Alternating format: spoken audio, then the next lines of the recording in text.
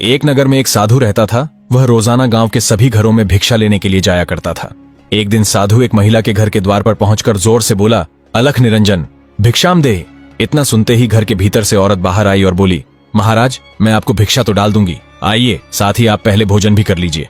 साधु ने कहा, क्यों नहीं बेटी, मुझे बहुत भूख लगी है, सुबह से कुछ नहीं खाया। इतना कहकर साधु उस औरत के साथ घर के भीतर चला गया।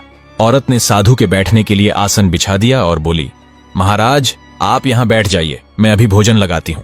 साधु ने कहा, हाँ हाँ बेटी, अवश्य। यह कहते ही महाराज उसी समय आसन पर बैठ गए।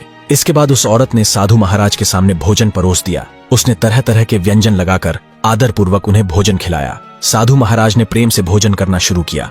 भोजन करने के बाद उस औरत ने भीतर से चांदी के 2 सिक्के लेकर आई और साधु से कहा, ये लो महाराज जी, आपकी दक्षिणा। साधु ने वह दक्षिणा स्वीकार कर ली और औरत ने श्रद्धा अनुसार साधु को प्रणाम किया। साधु ने उसे आशीर्वाद दिया और कहा, भगवान तुम्हारा भला करे।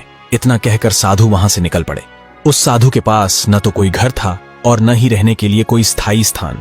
वह जहां भी जाता, जहां भी उसे जगह मिल जाती, वहीं अपना ठहराव कर लेता और वहीं रुक जाता था। उस साधु के पास बांस की एक लाठी थी। बांस की होने के कारण वह लाठी अंदर से पूरी तरह खोखली थी। साधु ने उस लाठी के दोनों सिरों पर ढक्कन लगाए हुए थे। साधु ने ढक्कन खोलकर उसमें वे दोनों चांदी के सिक्के डाल दिए और फिर से ढक्कन बंद कर दिया। इसके बाद वह आगे की ओर चल पड़ा। गांव के हर घर के द्वार पर पहुंचकर वह जोर से बोलता, अलख निरंजन, भिक्षाम देहि।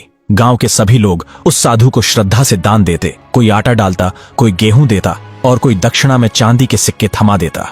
इसी प्रकार साधु जहां भी जाता, उसे दक्षिणा के रूप में जितने भी चांदी और सोने के सिक्के मिलते, वह सब अपनी लाठी में डाल देता था। एक दिन साधु के मन में विचार आया, क्यों न मैं भी अपने हाथों से कुछ दान पुण्य करूं, तीर्थ जाऊं, स्नान करूं, ताकि मेरे सारे पाप धुल जाएं, गरीबों को सोने चांदी के सिक्के बांट दूं। फिर उसने सोचा, शायद भगवान मुझ पर भी कृपा करें, मुझे इस साधु जीवन से मुक्त कर दें और एक सुखी गृहस्थ जीवन दें।